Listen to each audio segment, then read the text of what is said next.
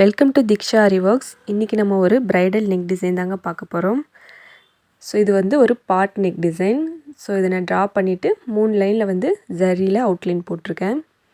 So இந்த மாதிரி கொஞ்சம் திக்காக போட்டுக்கிட்டிங்கன்னா ஸ்டிச்சிங்க்கு கொஞ்சம் ஈஸியாக இருக்கும். ஸோ இப்போ பார்த்திங்கன்னா சுகர் பீட் வந்து எடுத்திருக்கேன். இதுக்கு வந்து நான் ஸ்டிச்சிங் பண்ணுற த்ரெட் இருக்கு இல்லையா, அது வந்து நான் செல்ஃப் கலர்லேயே, அதாவது இந்த துணி என்ன கலரில் இருக்கையோ அதுலேயே நான் எடுத்திருக்கேன். இப்போ பார்த்திங்கன்னா இதில் நம்ம சுகர் பீட்லாம் போடும்போது நமக்கு எங்கேயாவது நாட் போடுறோம், அது கொஞ்சம் நூல் மேலே தூக்கிட்டு இருந்தாலும் பார்க்க ரொம்ப அசிங்கமாக தெரியாது. ஸோ பிகினராக இருந்திங்கன்னா நீங்கள் இந்த மாதிரி செல்ஃப் கலரில் யூஸ் பண்ணுங்கள். ஸோ இந்த மாதிரி 2 பீடாக வச்சு நல்லா பக்கத்தில் வச்சு ஸ்டிச்சஸ் போட்டுக்கோங்க. ஸோ இந்த பீட் பார்த்திங்கன்னா நான் ப்ரிசோ பிராண்டை வந்து நான் யூஸ் பண்ணுறேன். இது வந்து ரொம்ப பொடி சைஸாக இருக்கும், பார்க்கவும் நல்லா நீட் லுக்காக இருக்கும். நான் என்ன ஸ்பீடில் போடுறேனோ அதே ஸ்பீட்லேயே அப்படியே வீடியோ ரெக்கார்ட் பண்ணி நான் போட்டிருக்கேன்.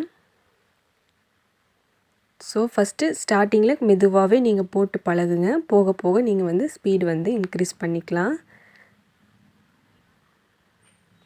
ஸோ இது ஃபுல்லாக போட்டு முடிச்சுட்டு பார்க்கலாம். இப்போ பார்த்திங்கன்னா நான் ஒரு கோல்டு கலரில் ஸ்டோன் செயின் வந்து நான் ஸ்டிச் பண்ணிகிட்ருக்கேன். ஸோ இது பார்த்திங்கன்னா பட்டன் ஹோல் ஸ்டிச் வச்சு ஒவ்வொரு ஸ்டோனுக்கு சென்டர்லேயும் ஒவ்வொரு ஸ்டிச்சஸ் வந்து போட்டுட்ருக்கேன்.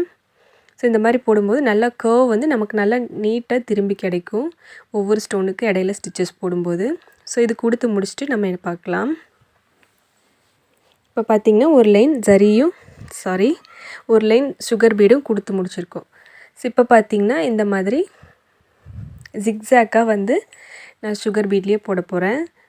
ஸோ ட்ரா பண்ணிவிட்டு அது மேலே போடுறதுக்கு ரொம்ப கஷ்டமாக இருக்குது. ஸோ அதனால் நீங்கள் பார்த்திங்கன்னா பீடு வந்து கவுண்ட் பண்ணிவிட்டு நான் பார்த்திங்கன்னா 4 பீடாக வச்சு இந்த மாதிரி ஸ்டிச்சஸ் வந்து போட்டிருக்கேன்.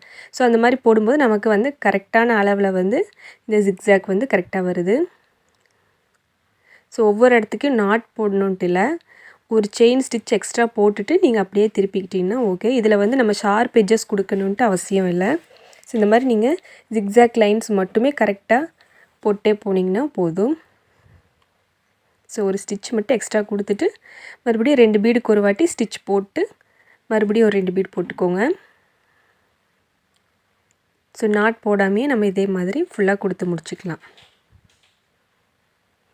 இப்போ பார்த்திங்கன்னா கொடுத்து முடிச்சுட்டு ஒரு அவுட்லைனும் சுகர் பீடு வந்து கொடுத்துருக்கேன். ஸோ இதனால தான் நம்ம ஷார்ப் லைன் வந்து தேவையில்லை அப்படின்னு சொன்னோம். இதுக்கடுத்து பார்த்திங்கன்னா இந்த மாதிரி பேர்ல்ஸ் வந்து நான் எடுத்திருக்கேன். ஸோ இதை வந்து இந்த மாதிரி வச்சுக்கலாம். இந்த ஜிக்ஸாக் சென்டரில் இந்த பேர்ல் வந்து நம்ம கொடுக்கும்போது ரொம்ப அழகாக இருக்குது. ஸோ இது எப்படி ஈஸியாக பண்ணலாம் அப்படின்ட்டு பாருங்கள். இதுக்கும் ஒவ்வொன்றுத்துக்கு நாட் போட வேண்டியதில்லை, நீங்கள் இப்படியே ஸ்டிச்சஸ் வந்து கண்டினியூவாக பண்ணிகிட்டே போகலாம். ஸோ இதுக்காக தான் நான் வந்து செல்ஃப் கலர்லேயே வந்து த்ரெட் எடுத்திருக்கேன். ஸோ அதனால் பார்த்திங்கன்னா நம்ம த்ரெட்டு வந்து போனாலும் நம்ம அப்படியே அடுத்தடுத்து இதுக்கு கொண்டு போனாலும் த்ரெட்டு வந்து நமக்கு ஹார்டாக தெரியாது. ஸோ அந்த பீடுக்கு சென்டரில் அந்த த்ரெட்டை கொண்டு போயிட்டிங்கன்னா அது வந்து ஃபுல்லாக கவர் ஆகிக்கும். ஸோ இது கொடுத்து முடிச்சுட்டு பார்க்கலாம். ஸோ இப்போ பார்த்திங்கன்னா அது கொடுத்து முடிச்சிருக்கிறேன். ரொம்ப நீட்டாகவும் அழகாகவும் இருக்குது. ஸோ இந்த மாதிரி நீங்களும் ட்ரை பண்ணி பாருங்கள். நெக்ஸ்ட்டு வந்து பார்த்திங்கன்னா ஒரு பைப்பிங் ரோப் எடுத்துகிட்டு இதை வந்து நம்ம ஸ்டிச்சஸ் போட்டு ஃபிட் பண்ணிக்கலாம். ஸோ நீங்கள் பிகினராக இருந்தீங்கன்னா நீங்கள் வந்து க்ளூ போட்டும் கூட ஒட்டிக்கோங்க. ஸோ க்ளூ போட்டிங்கன்னா கொஞ்சம் காயறக்கும் நமக்கு டைம் கொடுக்கணும். ஸோ அதனால் பார்த்திங்கன்னா நான் ஸ்டிச்சஸை எப்போவும் போட்டுக்கிறேன். ஸ்டிச்சஸ் போட்டிங்கன்னா நீங்கள் அப்போவே வேலை செய்ய ஆரம்பிக்கலாம். க்ளூ போட்டிங்கன்னா கொஞ்சமாவது நமக்கு காயறக்கு டைம் இருக்கணும்.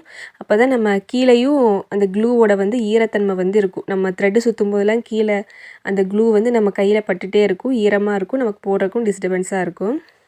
ஸோ அதனால் இந்த மாதிரி ஸ்டிச்சஸ் போட்டுக்கிறேன். இப்போ பார்த்திங்கன்னா ஃபஸ்ட்டு ஒரு 2 பீடு மட்டும் கிராஸாக கொடுத்து ஒரு ஸ்டிச் போட்டுக்கோங்க. ஸோ இதுக்கப்புறம் பார்த்திங்கன்னா ஒரு 4 பீடு வந்து நான் கொடுக்குறேன். ஸோ இந்த மாதிரி கொடுக்கும்போது மேலே அந்த ரா எட்ஜஸ் வந்து நல்லா ஃபுல்லாக கவர் ஆகி நீட்டாக நமக்கு கிடைக்கும். நல்லா கொடுக்கும்போதே நல்லா கிராஸாக கொடுங்க. இப்போ பார்த்திங்கன்னா ஒரு 5 பீடு அளவுக்கு கொடுக்குறேன் நான். ஸோ ஃபஸ்ட்டு நமக்கு கம்மியான அமௌண்ட்லேருந்து ஸ்டார்ட் பண்ணிட்டு வந்தால் தான் அந்த மேலே ரா எட்ஜஸும் தெரியாமல் நல்லா அந்த கிராஸாகவும் நம்மளால் கொடுக்க முடியும். ஸோ 5 பீடுன்னு கவுண்ட் வச்சுக்கிட்டிங்கன்னா அந்த 5 பீடு கரெக்டாக நம்ம போட்ட ஸ்டிச்சுக்கு கீழே நேராகவே கொடுத்துட்டு வாங்க. ஒன்று மேலேயும் ஒன்று கீழேயும் தள்ளியும் கொடுத்துறாதீங்க. இப்போ பார்க்க ரொம்ப அசிங்கமாக இருக்கும். கரெக்டாக அந்த த்ரெட்டை ஒட்டி ஒன்றுக்கு கீழேயாக நீங்கள் ஸ்டிச்சஸ் கொடுத்துட்டே வாங்க. ஸோ பார்த்திங்கன்னா உங்களுக்கு வீடியோவில் பார்த்தா நல்லா தெரியும்னு நினைக்கிறேன். ஸோ இதே மாதிரி ஃபுல்லாக கொடுத்து முடிச்சுட்டு பார்க்கலாம். ஸோ இப்போ பார்த்திங்கன்னா நான் கொடுத்து முடிச்சுட்டு அதுக்கப்புறம் நான் ஒரு லைன் வந்து நான் மறுபடியும் சுகர் பீட் வச்சுருக்கேன். ஸோ இப்போ பார்த்திங்கன்னா இதுவே நல்லா நீட்டான கிராண்ட் லுக்காக இருக்குது. ஸோ இப்படி இருக்கிறத விட இந்த மாதிரி ஒரு சின்ன அரும்பு மாதிரி கொடுத்தா நல்லாயிருக்கும் அப்படிங்கிறனால இந்த மாதிரி இது வந்து 2.5 mmல வந்து நான் ரவுண்ட் பீட் எடுத்திருக்கேன். இதை வந்து இந்த மாதிரி 3 பீடாக வச்சு நம்ம ஒரு நாட் போட்டுக்கலாம். ஸோ இதுக்கு வந்து நம்ம நாட் போட்டு தான் ஆகணும். இந்த மாதிரி 2 பீடை ஃபஸ்ட் லைனாக வச்சுட்டு ஒரு எக்ஸ்ட்ரா ஒரு ஸ்டிச்சஸ் போட்டுக்கோங்க. அப்போ தான் இந்த பீடு மூவ் ஆகாமல் இருக்கும்.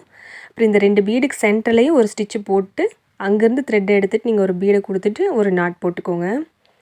ஸோ இந்த மாதிரி நாட் போடும்போது செல்ஃப் கலராக இருந்தால் அந்த நாட் வந்து உங்களுக்கு அசிங்கமாக மேலே தூக்கிட்டு தெரியாது. ஸோ அதுக்காக தான் நான் சொன்னேன் செல்ஃப் கலரில் வந்து த்ரெட் எடுத்துக்கோங்க அப்படின்ட்டு. ஸோ நீங்கள் ஒரு பீடாக வச்சும் ஸ்டிச் பண்ணலாம். இந்த இடத்துல 2 பீடு மொத்தமாக வச்சும் ஸ்டிச் பண்ணிவிட்டு ஒரு எக்ஸ்ட்ரா ஸ்டிச் ஒன்று போட்டிங்கன்னா பீடு வந்து மூவ் ஆகாமல் இருக்கும். அதுக்கப்புறம் அந்த 2 பீடுக்கு சென்டரில் ஒரு ஸ்டிச்சை போட்டுட்டு நீங்கள் இன்னொரு பீடை கொடுத்து நீங்கள் ஒரு நாட் போட்டுக்கலாம். ஸோ இதே மாதிரி பக்கத்தில் நம்ம கொடுக்கும்போது ஒரு நீட்டாக ஒரு லுக் இருக்குது. ஸோ கொடுத்து முடிச்சுட்டு பார்க்கலாம். ஸோ இப்போ பார்த்திங்கன்னா நான் ஃபுல்லாக கொடுத்து முடிச்சிட்டேன். இது கொடுத்ததுக்கப்புறம் தான் இந்த ஃபினிஷிங்கில் வந்து ரொம்ப நல்லாயிருக்கு. இதே மாதிரி புட்டாஸும் பார்த்திங்கன்னா அதே மாதிரி தான் நான் கொடுத்துருக்கேன். ஸோ நெக்லைன் ரொம்ப ப்ராடாக இருக்கிறனால நம்ம வந்து சின்ன சின்ன புட்டாஸ் கொடுத்துட்டாவே போதும். இதுக்கு ரொம்பவே நீட்டாக இருக்கும்.